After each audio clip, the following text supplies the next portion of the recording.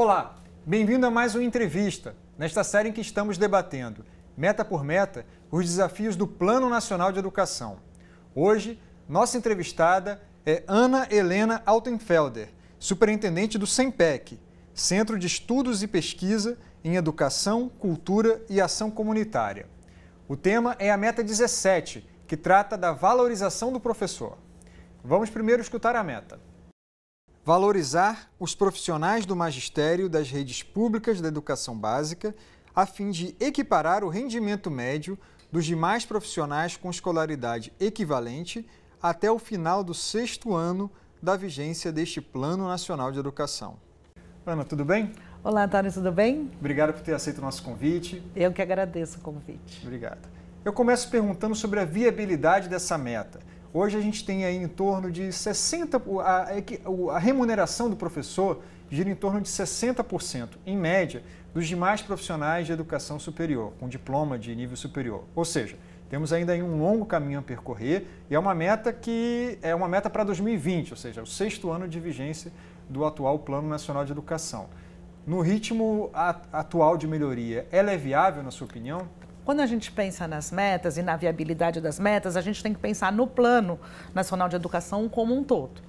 Então, o plano como um todo prevê recursos para a educação, os 10% para a educação, ele prevê a cooperação entre estados, municípios e a federação, e a própria estratégia da meta 17 prevê o apoio da União para aqueles estados e municípios que não tiverem condição de cumprir o piso.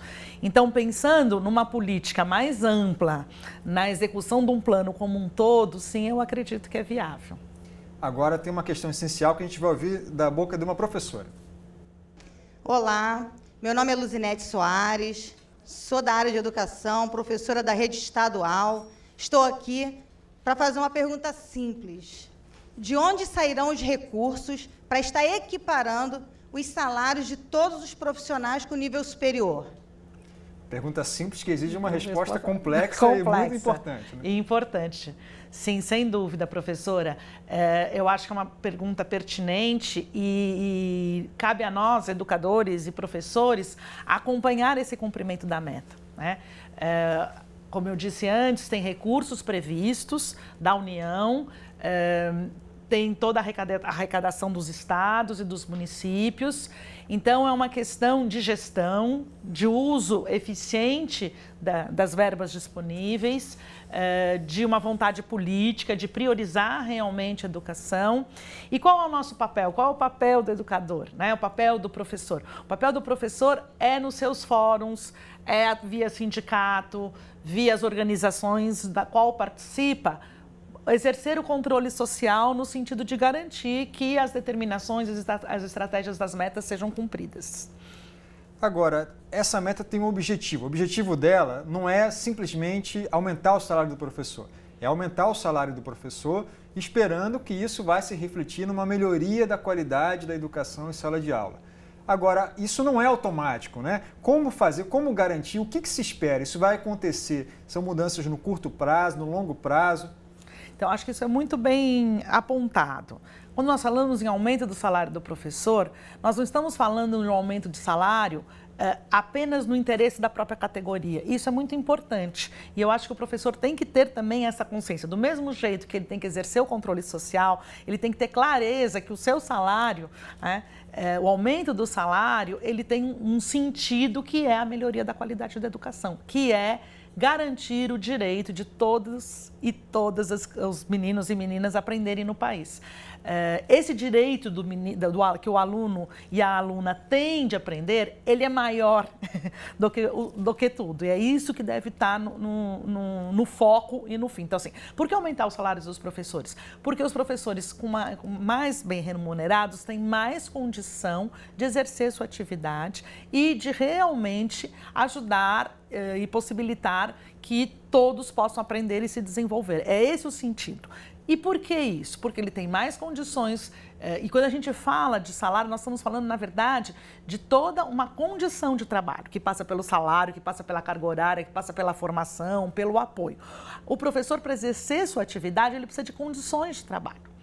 condições de trabalho que possam fazer com que ele planeje, que possa fazer com que ele prepare suas aulas, que possa fazer com que ele acompanhe a aprendizagem do aluno, que possa fazer com que ele se atualize, que ele tenha momentos de troca com os outros educadores, com os professores, com os colegas, para ajudá-los a pensar nos impasses e nos desafios. A atividade docente é uma atividade muito desafiadora e muito exigente. Então, para exercer ela realmente como deve ser, é preciso desse apoio. Então, acho que é disso que nós estamos falando quando nós estamos falando de uma carreira, de condições que, sem dúvida nenhuma, envolve o ganho dos professores. Porém, há quem diga que esse aumento de salário não significará qualidade. Por quê? Porque há algumas redes que pagam salários melhores do que outras e têm resultados piores. Ou seja, há quem diga que não existe essa correlação entre o desempenho e o aumento do salário do professor. Como garantir que isso ocorra?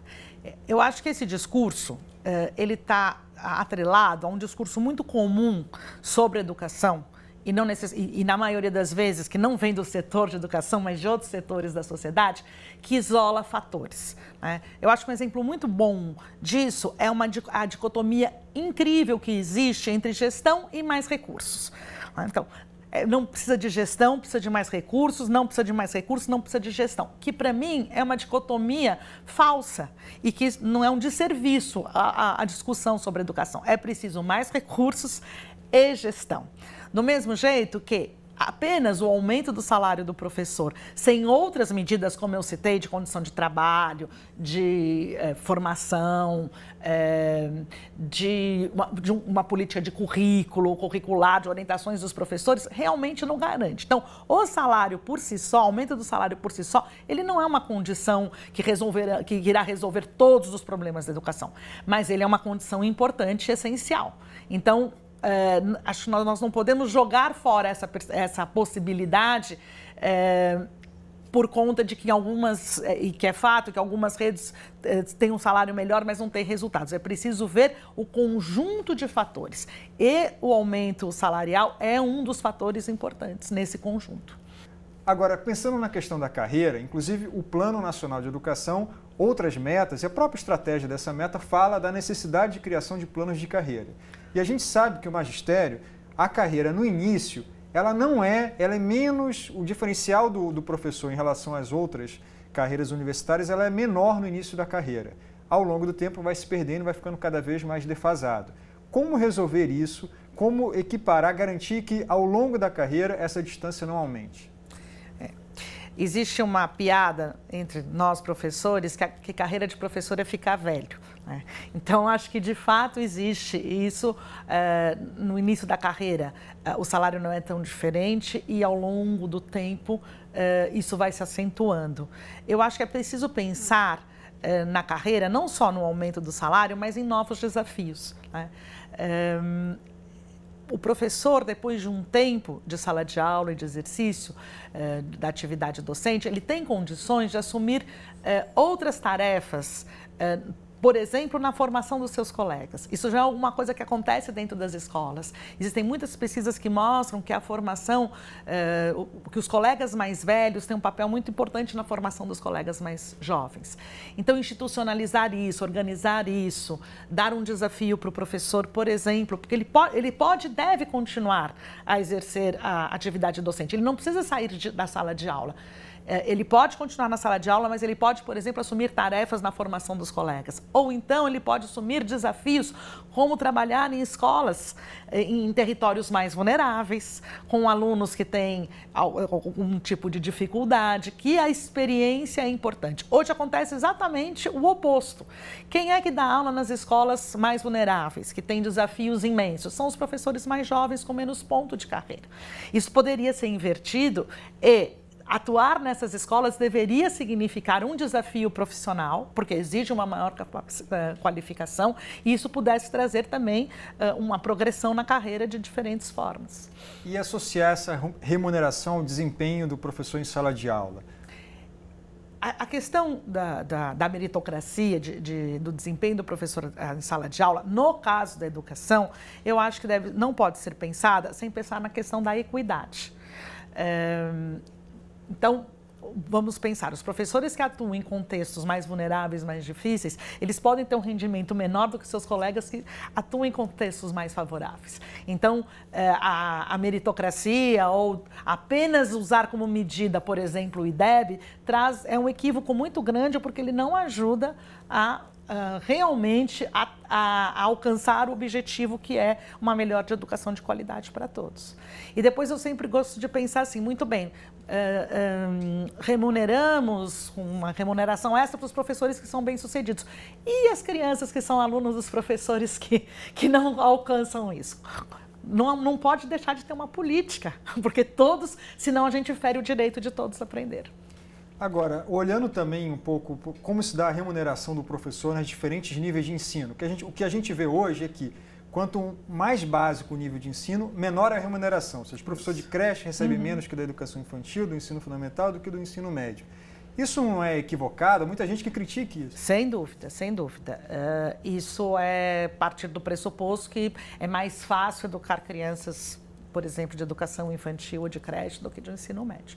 E, de fato, não é, né? O professor de educação infantil, e eu posso dizer isso que eu fui muitos anos professora de educação infantil, tem uma exigência muito grande de conhecimento teórico, de conhecimento do desenvolvimento das crianças. E quando você trabalha com criança pequena, é preciso uma presença constante e uma atenção constante. Então, existe uma especialidade, sim. Isso parte do pressuposto que qualquer um pode cuidar de criança pequena. Basta ter jeito, basta ter algum instinto maternal, alguma coisa desse. Isso não é verdade. É um profissional, precisa ser reconhecido e valorizado como tal. Precisa ser bastante qualificado. Qualificado desde... E hoje em dia todas as pesquisas, inclusive, mostram que é exatamente nessa etapa da vida em que a criança tem um potencial de desenvolvimento muito grande, a importância de uma educação de qualidade nessa etapa da vida, inclusive para o sucesso nas etapas posteriores. Então é um contrassenso imaginar, né, que... O trabalho do professor no início vai ajudar o professor lá do final do ensino médio. Exatamente, né? Exatamente. Olha, Ana, muito obrigado pela entrevista. Obrigado a você que nos assistiu e voltamos com mais um programa desta série Entrevista em que estamos debatendo, meta por meta, o Plano Nacional de Educação. A gente se vê.